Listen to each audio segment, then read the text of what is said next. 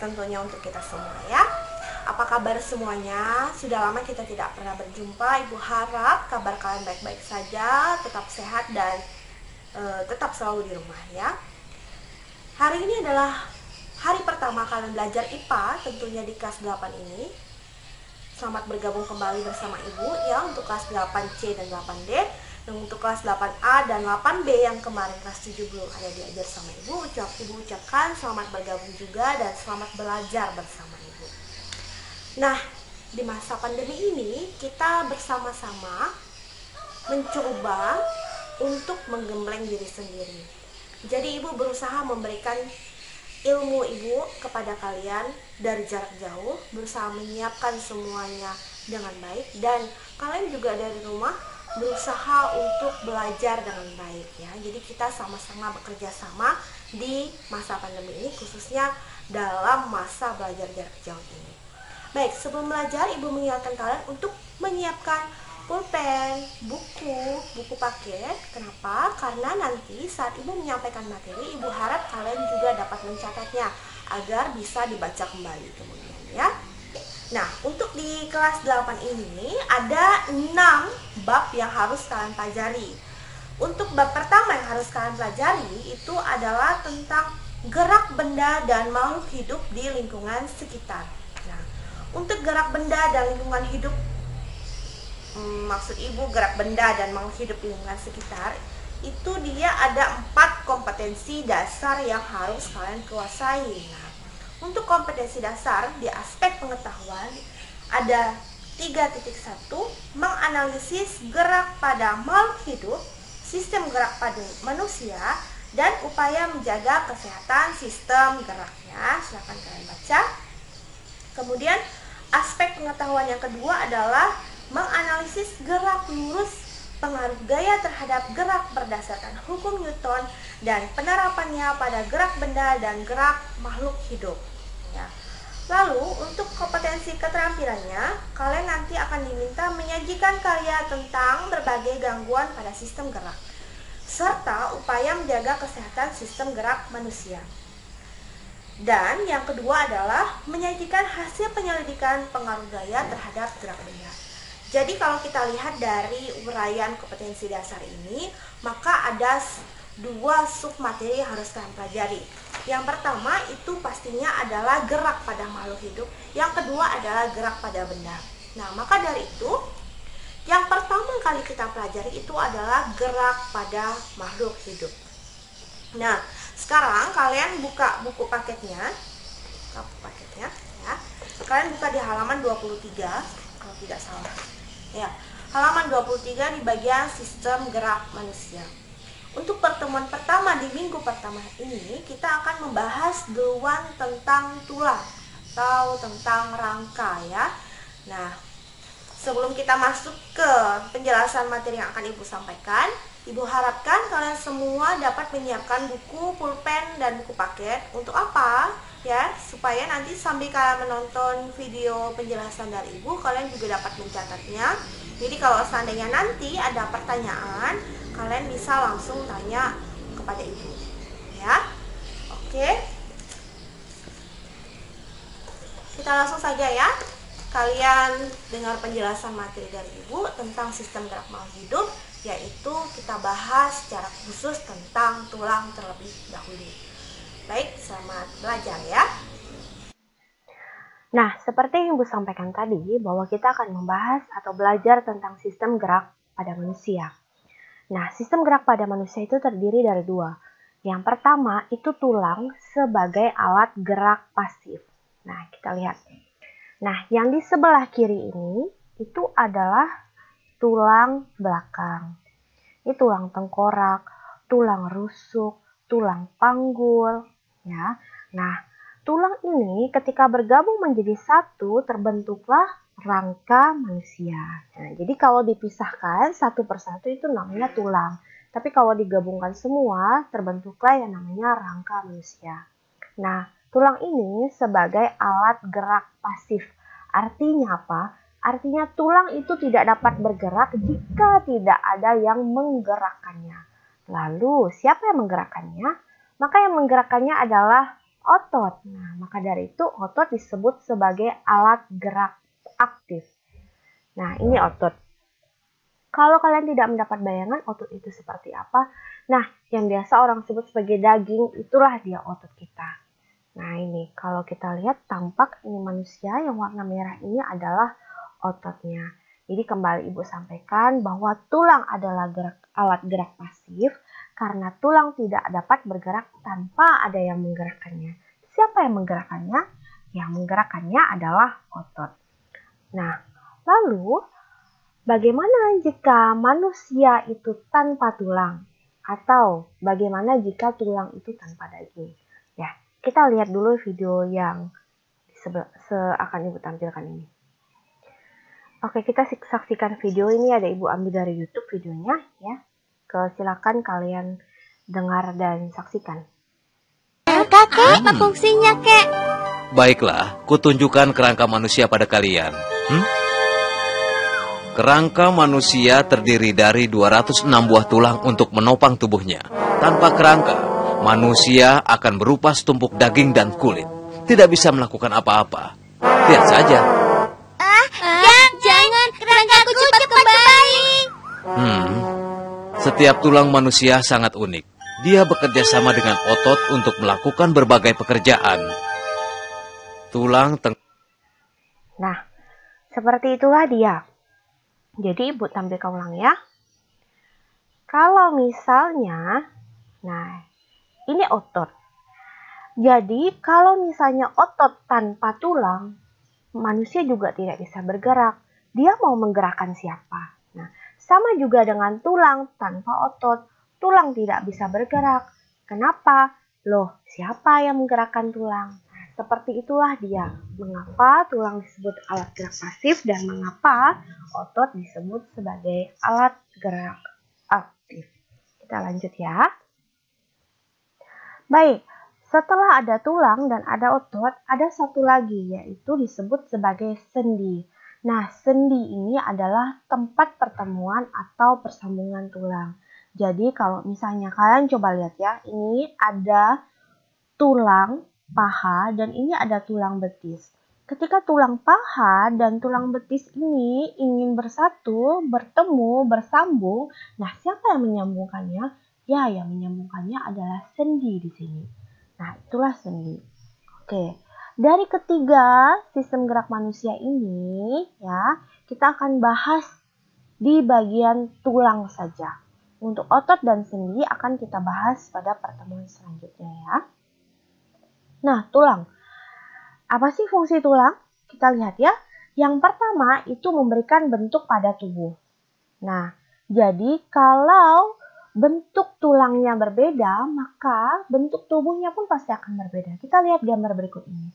Nah, di sini ini ada struktur tulang pria dan ini adalah struktur tulang wanita. Sekarang kalian perhatikan yang paling berbeda apa? Kita lihat dari tengkoraknya saja ya.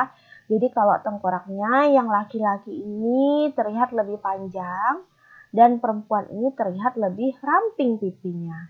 Nah, kemudian yang laki-laki tulang rusuknya lebih lebar, yang wanita tulang rusuknya lebih kecil ya. Nah, perbedaan struktur tulang ini, bentuk tulang ini, itulah yang membuat bentuk tubuh kita berbeda-beda. Paling umum ya, yang satu tulangnya panjang, jadi bikin dia kalau berdiri itu jadi tinggi. Nah, seperti ini ya. Kita lihat tulang pahanya lebih panjang daripada tulang paha wanita, begitu.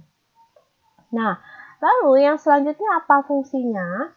Fungsinya adalah melindungi organ dalam. Siapa organ dalam melindungi? Banyak ya.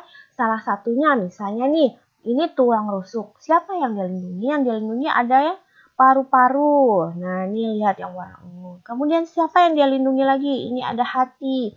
Ini ada pankreas. Jadi coba kalian bayangkan kalau seandainya organ-organ ini tidak dilindungi oleh tulang rusuk, nah bagaimana seandainya mereka langsung dilapisi oleh otot saja? Pastinya kalau ada orang yang meninju dadamu akan sangat berbahaya sekali terhadap organ tubuhmu kan? Nah, itu fungsi yang kedua yaitu melindungi organ dalam. Lalu, fungsi yang selanjutnya adalah tempat menempelnya otot sebagai alat gerak aktif. Nah, seperti yang Ibu sampaikan tadi, bahwa otot itu melekat kepada tulang. Nah, ini adalah bagian sebelah kiri tubuh yang penampakannya hanya tulang saja, rangka saja. Dan di sebelah kanan tubuh ini adalah ketika rangka itu dilapisi oleh otot. Nah, jadi fungsi yang ketiga adalah tempat menempelnya otot sebagai alat gerak aktif. Yang terakhir adalah tempat pembentukan sel darah merah. Nah, ini tidak untuk semua tulang ya. Tidak semua tulang bisa membentuk sel darah merah, hanya jenis tulang tertentu saja seperti tulang paha, ya. Tulang femur biasa disebut sebagai femur. Nah, sel darah yang dibentuk di bagian sumsum tulang yaitu jaringan lunak yang terdapat di bagian tengah tulang. Nah, bagaimana proses pembentukan sel darah merah ini nanti akan kita jelaskan di bagian selanjutnya. Nah, kita lanjut ke struktur tulang. Nah, di sini ada penampakan tulang paha atau disebut sebagai femur. Nah, di sini kita lihat bahwa tulang ini dilapisi oleh yang namanya periosteum. Jadi periosteum ini adalah lapisan yang paling luar. Nah, di lapisan ini juga terdapat pembuluh-pembuluh darah kecil yang fungsinya membawa zat makanan ke dalam tulang. Membran ini juga penting dalam pertumbuhan dan perbaikan tulang. Nah, setelah periosteum, nah di bawah periosteum itu ada yang namanya tulang kompak atau disebut sebagai tulang keras. Nah, ini kan kalau kalian lihat ya, kayak misalnya bawang putih kan kulitnya paling luar, nah, itu kulit yang paling luar namanya periosteum misalnya. Maksud Ibu, kalau tulang kulit yang paling luarnya, membran paling luarnya periosteum. Nah, setelah periosteum itu ada tulang kompak atau bisa disebut sebagai tulang keras. Nih, bisa dilihat lapisannya. Nah, mengapa dia disebut sebagai tulang keras? Karena memang tulangnya keras. Kenapa tulangnya keras? Karena mengandung zat kapur dan fosfor. Nah, lalu setelah tulang kompak, ini ada juga yang namanya tulang spons. Tulang spons ya bentuknya juga seperti spons, seperti ada bulat-bulat kecil. Nah, tulang spons ini mempunyai ruang-ruang kecil terbuka yang membuat tulang menjadi ringan. Nah, di dalam tulang ini, ada yang namanya sumsum. Oke. Kalau sumsum merah tulang itu ada di antara tulang spons. Sedangkan sumsum putih tulang itu ada di bagian tengah, yang biasanya itu adalah berupa lemak. Jadi kalau misalnya kalian yang pernah makan sumsum tulang sapi, nah yang kalian makan di bagian tengahnya itu sebenarnya sumsum tulang yang berupa lemak ya. Nah, sumsum tulang merah ini dapat, yang tadi berada di antara tulang spons itu, dapat menghasilkan sel-sel darah merah dengan kecepatan sampai 3 juta sel per sekon. Nah, sel darah putih juga dapat dihasilkan dalam sumsum tulang, tetapi lebih sedikit jumlahnya. Nah, itu struktur tulangnya ya. Kita lanjut ke macam-macam tulang. Nah, berdasarkan bentuknya, tulang itu dibedakan menjadi yang pertama, ada yang namanya tulang pipa. Nah, kalau tulang pipa itu memiliki karakteristik yaitu berbentuk tabung, berongga, dan memanjang. Nah, kalau kita lihat di buku paket kamu di halaman 24, kita lihat di sini kalau pengertian tulang pipa itu tadi adalah berbentuk tabung, berongga, dan memanjang, maka coba kalian tentukan dulu dalam hati yang mana yang merupakan tulang pipa.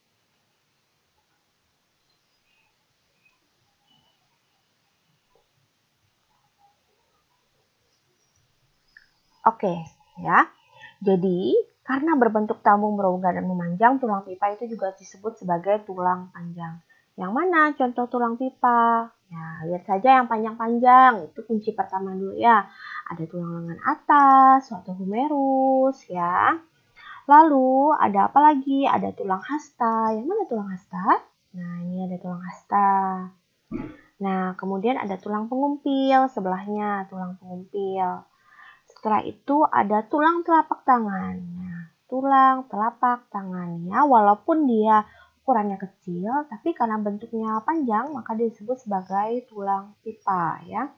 Kemudian adalah tulang ruas jari tangan. Nah, ini tulang ruas jari tangan. Kemudian mana lagi yang merupakan tulang pipa atau tulang panjang? Nah, jelas ya, tulang paha atau femur, tulang betis, tulang kering, kemudian tulang telapak kaki. Mana tulang telapak kaki? Ya, tulang telapak kaki atau tulang ruas jari. Nah, itu adalah tulang pipa. Lalu yang kedua ada tulang pipih. Nah, kalau tulang pipih itu berbentuk lempengan pipih dan lebar. Nah, yang mana nih yang bentuknya lempengan pipih dan lebar? Oke, coba cari dulu.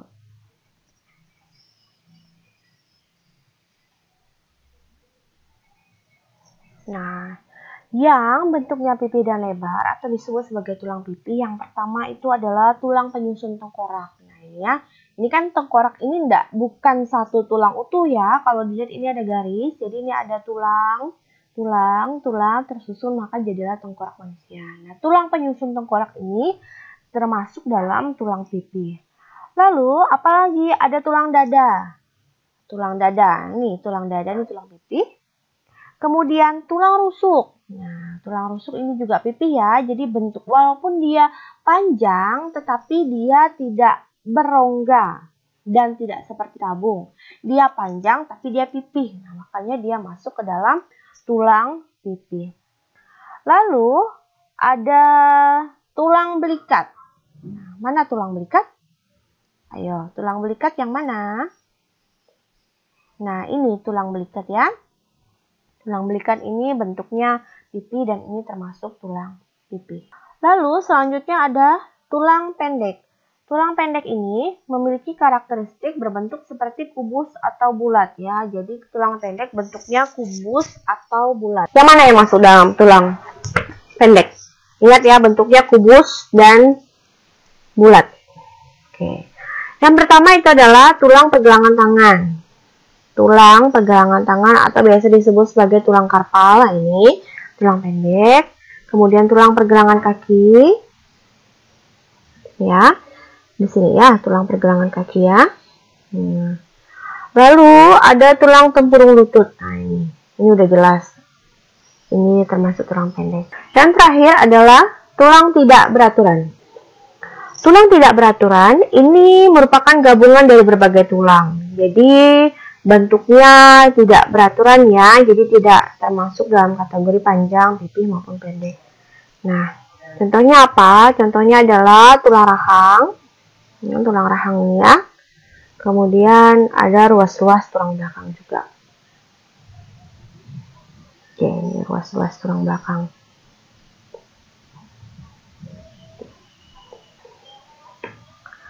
Baik, kita lanjut ke selanjutnya. Macam-macam tulang berdasarkan matriksnya. Jadi, yang pertama itu ada tulang kompak. Yang kedua itu adalah tulang spons. Nah, kita lihat gambarnya ya. Kalau berdasarkan matriksnya, nah ini tadi yang Ibu bilang tulang kompak. Ya, yang keras itu. Kemudian ada tulang spons. Lalu berdasarkan sifat fisiknya ada yang namanya tulang rawan atau kartilago. Ada yang namanya tulang keras atau osteon. Nah, kalau tulang rawan atau kartilago itu mempunyai serat kolagen yang tertanam dalam matriks. Ya, apa bedanya? Tulang rawan itu dibentuk oleh yang namanya kondroblast. Nah, kondroblast ini membentuk yang namanya kondrosit atau sel tulang rawan. Nah, tulang rawan ini bentuknya elastis dan dilapisi oleh perikondrium. Nah, apa contoh tulang rawan yang ada pada tubuhmu? Ayo, coba pikirkan. 1, telinga. Yang kedua, tulang apa lagi? Tulang hidung. Ya, tulang telinga, tulang hidung itu salah satunya tulang rawan ya. Lalu yang selanjutnya adalah tulang keras atau disebut sebagai osteon. Nah, dia disusun oleh protein, kolagen, kalsium, dan fosfor ya. Ya, bentuknya juga keras dan dilapisi oleh selaput yang namanya periosteum. Oke. Nah, ini gambarnya. Jadi kalau kalian mau lihat ini tulang kering, jadi di atasnya itu ada yang namanya tulang rawan fibrosa. Gini, ini kan tulang keras. Bagian atasnya, paling atas itu ada yang namanya tulang rawan. Nah, itu yang paling atas. Kalau kalian pernah makan paha ayam, nah hal yang paling mudah ya, paha ayam, di ujung pahanya itu, kalian biasa ngerasa kan ada tulang yang keras ya. Kemudian ada ngerasa tulang yang warnanya putih, lembut, nah itulah di tulang rawan. Hampir sama strukturnya dengan tulang pada kaki manusia ya. Jadi yang bawahnya ini keras, yang paling atasnya ini ada yang lembut, itu namanya tulang rawan. Oke, lanjut kita ke proses pembentukan tulang. Kita lihat di sini, saksikan bagaimana proses pembentukan tulang. Yang Ibu ambil dari YouTube ya. Baik, selamat menyaksikan. Jadi untuk proses pembentukan tulang itu nama lainnya adalah osifikasi. Osifikasi endokondral. Osifikasi endokondral terjadi di tulang panjang dan tulang pendek. Osifikasi ini biasanya terjadi pada tulang pipa. Peristiwa osifikasi endokondral terjadi secara bertahap. Peristiwa ini terbagi menjadi 2 tahap. Tahap yang pertama, tulang rawan hialin mengalami hipertrofi kondrosit. Kondrosit. Jadi Ibu sudah bilang tadi, kondrosit itu adalah sel tulang rawan. Ya, kalian udah belajar kelas 7 bahwa ada yang namanya sel, jaringan, organ. Jadi sebelum terbentuk sebuah organ, maka terbentuk kedua jaringan. Nah, sebelum jaringan ada sel. Jadi kondrosit itu apa? Adalah kondrosit itu adalah sel tulang rawan. Hipertrofi kondrosit merupakan keadaan tulang yang memiliki kondrosit sangat tinggi atau dapat disebut dengan kondrosit yang sangat banyak. Setelah itu, sel-sel tulang rawan hialin mengalami kematian sehingga menghasilkan lakuna-lakuna atau yang biasa kita sebut dengan lubang yang lebih meluas. Perluasan lakuna-lakuna diikuti dengan kerusakan matrik dari tulang rawan. Kematian ini diakibatkan karena tidak ada suplai makanan atau nutrisi ke dalam matrik dari tulang rawan. Suatu saat, tulang rawan hialin akan hadir dan terbentuk kapiler. Kapiler dari pembuluh darah membawa osteoblast. Osteoblast akan meninggalkan kapiler yang berada di matrik tulang rawan hialin. Osteoblast berdiferensiasi menjadi osteosit dengan mensintesis matriknya sendiri dan telah mengalami kalsifikasi. Pertumbuhan tersebut melibatkan banyak osteoblast. Hal tersebut menyebabkan terjadinya gangguan transport nutrisi bagi sel-sel kondrosit. Karena suplai nutrisi untuk kondrosit tersendat, maka lama-kelamaan kondrosit akan mati dan runtuhnya matriks tulang rawan. Serta sebaliknya, pertumbuhan jaringan tulang semakin besar. Pertumbuhan tulang keras terus terjadi dengan bertambahnya osteosit dan matriks tulang keras yang semakin meluas. Akhirnya, di tempat tersebut tumbuh tulang keras dengan menyisakan tulang rawan hialin di sekitarnya. Biasanya, tulang rawan hialin ini berada di sendi tubuh. Nah, telah disampaikan tadi bagaimana proses pembentukan tulang atau biasa disebut sebagai osifikasi. Baik, kita lanjut ya. Di bagian terakhir yaitu gangguan dan kelainan. Oh, ini Ibu salah ketik ya, mohon maaf ya. Kelainan pada tulang. Nah, yang pertama itu kelainan pada tulang yang paling umum orang alami itu adalah kyphosis, lordosis, dan subscoliosis. Jadi ini adalah bentuk tulang belakang manusia yang sehat. Jadi dia harus lurus ya, lurus. Nah, kalau kyphosis itu adalah keadaan tulang punggung yang membengkok ke belakang. dia membengkoknya ke arah belakang ya. Makanya orangnya jadi bungkuk. Nah, kemudian ada yang namanya lordosis. Kalau lordosis ini keadaan tulang punggungnya membengkok ke depan. Tulang punggungnya membengkok ke arah depan. Nah, ini seperti dia terlalu tongge. Nah, kalau kata orang ya, kata orang Sanggau bilang terlalu tongge ya, seperti inilah dia. Kalau yang skoliosis itu adalah tulang punggung yang membengkok ke kanan atau ke kiri. Nah, kita lihat ini tulang punggungnya. Ya, ini membengkok ke kiri dia ya. Kita lihat ini dari belakang. Jadi seperti ini. Nah, jadi keadaan tulang seperti ini biasanya terbentuk karena kebiasaan yang tidak baik. Misalnya nih yang paling umum terjadi itu adalah kifosis ya. Kalau misalnya kamu sering bawa buku ke sekolah yang berat-berat misalnya nih. Nah, saking beratnya kamu membungkuk. Sehari kamu membungkuk, 2 hari kamu membungkuk, lalu selama sekolah kamu membungkuk terus, jadilah tulang kamu yang awalnya lurus itu berubah membengkok, jadi bungkuk dia. Nah, atau misalnya ya, kamu adalah seorang penari yang tugasnya menari dengan membusungkan dada, kemudian ibu enggak tahu ya bahasa Indonesianya apa ya, menonggekkan bokong misalnya seperti itu. Nah, jadi kebiasaan seperti itu sering-sering maka tulangnya bisa jadi lordosis itu ya. Nah, atau skoliosis, kamu duduk di kursi, kayak kata orang bilang nyender ke kanan terus, katanya nyender ke kanan terus atau nyender ke kiri terus, karena terlalu sering jadinya tulangnya bengkok. Nah, ini kalau sudah semakin tua tidak diperbaiki maka dia akan bisa permanen tulangnya seperti ini ya. Oke. Lalu yang selanjutnya ada fraktura dan fisura. Jadi kita bahas dulu yang pertama yang fisura ya. Fisura itu adalah keadaan tulang yang retak tetapi tidak melukai otot.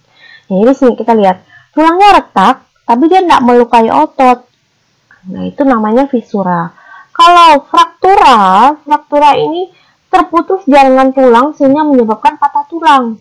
Nah, kalau fisura ini tadi kan retak saja, tidak sampai patah ya, jadi tidak merusak otot. Tapi kalau fraktura, tulangnya patah dan melukai otot.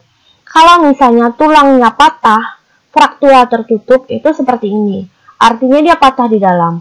Tetapi kalau dia patah, kemudian tulangnya keluar, ini namanya frakturanya terbuka. Lumayan menyeramkan ya kalau terjadi fraktura terbuka. Nah, itu fraktura dan fisura. Selanjutnya ada rakitis.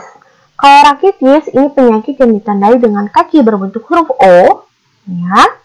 Lututnya membengkok ke arah luar seperti membentuk busur seperti ini, atau berbentuk huruf X. Nah, lutut yang membengkok ke arah dalam. Nah, ini biasanya penyebabnya karena kurang vitamin D. Nah, kita baca sebenarnya rakitis, pelunakan dan kelemahan tulang pada anak yang terjadi karena kekurangan vitamin D yang ekstrim dan berkepanjangan. Nah, maka dari itu, saat kita masih kecil terutama ya, karena pada saat kita masih bayi itu semuanya kebanyakan adalah tulang rawan. Semakin bertambah usia, tulang rawan itu akan berubah menjadi tulang keras. Nah, apabila dalam proses itu kamu atau siapapun kekurangan vitamin D yang ekstrim dan berkepanjangan, maka bisa terjadi kelainan yang namanya rakitis ya, berbentuk seperti X ataupun O seperti ini. Gitu. Selanjutnya ada yang namanya osteoporosis, yaitu gangguan tulang yang ditandai dengan gejala penurunan massa tulang sehingga mengakibatkan tulang rapuh. Ini tulang pada umumnya. Nah, kemudian seiring bertambahnya usia karena kurang kalsium, nah semakin tua ya seperti ini, tulangnya jadi rapuh, massa tulangnya berkurang ya, massa tulangnya berkurang. Nah, jadi penyebabnya itu karena kekurangan kalsium sehingga pembentukan tulang terhambat dan terjadi pengambilan unsur kalsium dari dalam tulang. Jadi gini, kalau seandainya tubuh kita kekurangan kalsium, maka tubuh akan membuat dirinya, maksudnya tubuh akan mengambil kalsium itu dari tulang. Nah, kalau seandainya selama bertahun-tahun kamu kurang mengkonsumsi makanan yang mengandung kalsium, padahal tubuhmu perlu, kamu bayangkanlah berarti tubuhmu akan mengambil kalsium itu dari tulang kamu sendiri. Maka, belum sampai lansia yang sampai 80 tahun pun kamu bisa osteoporosis di usia misalnya 50 atau 60 tahun misalnya. Nah, lalu Bu, dari mana kita bisa dapatkan kalsium? Nah, kita bisa dapatkan kalsium yang pertama itu pasti dari susu, dari yogurt. Nah, kalau sayur-sayurnya dari bayam, ya, dari brokoli. Nah, maka perlu kita itu untuk minum susu sampai tua, ya, itu ya. Lalu selanjutnya setelah osteoporosis ada yang namanya nekrosis. Nah, ini penampakannya agak kurang mengenakan ya, tapi tidak apa-apa, ini untuk kalian belajar. Ini nekrosis adalah kerusakan pada cakra epifis sehingga sebagian sel-sel tulang mati dan mengering. Jadi ini kulitnya istilahnya terkikis, lalu tulangnya mengering dan sel-sel tulangnya mati dan tulangnya mengering. Ini sepertinya ini di tulang kering kita ya, tulang kering kita. Nah, ini penyebabnya apa? Penyebabnya adalah kerusakan periosteum yang bertugas menumbuhkan tulang. Jadi tadi kalau Ibu sudah bahas bahwa di lapisan terluar tulang itu ada namanya lapisan periosteum. Nah, lapisan periosteum ini kan sebenarnya bertugas menumbuh kembangkan tulang kembali kan. Tetapi ketika dia rusak, dia nggak bisa, maka tulangnya mati. Itu adalah nekrosis. Selanjutnya ada layu semu. Layu semu ini adalah penyakit yang ditandai dengan tulang tidak bertenaga akibat dari rusaknya cakra epifisis. Nah, kita lihat layu semu, misalnya otot lengan belakangnya. Nah, biasanya ini seperti tulangnya kecil sebelah kanan daripada sebelah kiri ya. Lalu tulangnya juga tulang kanan lebih kecil daripada tulang tangan kiri. Seperti inilah layu semu. Penyebabnya apa? Penyebabnya adalah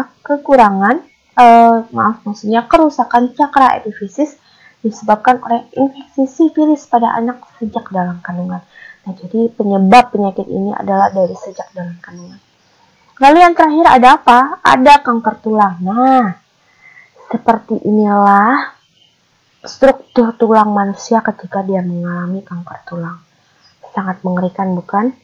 Nah, ini kenapa terjadi kanker tulang? Terjadi karena pertumbuhan jaringan abnormal pada tulang. Jadi ada perubahan atau mutasi di dalam struktur DNA pengendali pertumbuhan sel sehingga mengakibatkan sel terus tumbuh di luar kendali. Nah, kalian lihat tulangnya seperti berserabut kan? Nah, kenapa tulangnya berserabut? Ya itu tadi, karena sel tulang ini pertumbuhannya tidak terkendali. Jadi dia terus bertumbuh sehingga membentuk seperti serabut-serabut tulang. Sebenarnya kan serabut tulang itu tidak ada kan?